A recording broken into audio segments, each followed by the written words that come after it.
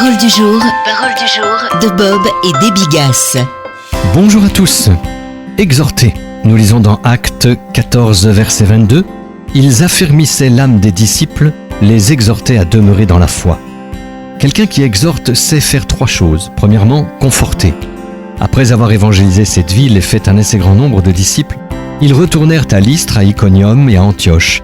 Ils affermissaient l'âme des disciples, les exhortaient à demeurer dans la foi, et ils disaient « C'est par beaucoup de tribulations qu'il nous faut entrer dans le royaume de Dieu » versets 21 et 22. Exhorter, c'est être un pilier dans les moments difficiles. C'est savoir motiver et endurcir les autres quand les temps sont durs. C'est lancer le gilet de sauvetage de la foi aux croyants qui se noient dans un océan de doute. Deuxièmement, consoler.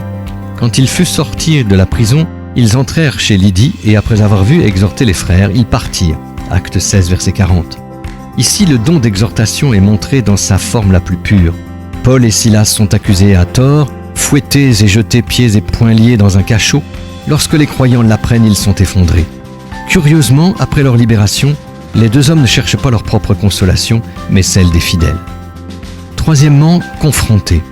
J'exhorte Évodie et j'exhorte Saint-Tiche à avoir une même pensée dans le Seigneur, elles qui ont combattu côte à côte avec moi pour l'Évangile, Philippiens 4, versets 2 et 3. Ces deux femmes qui ont joué un grand rôle dans l'Église se détestaient cordialement. Paul a servi d'intermédiaire pour apaiser la situation en les confrontant.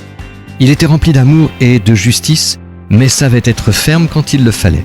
Sachons suivre son exemple. Soyez bénis.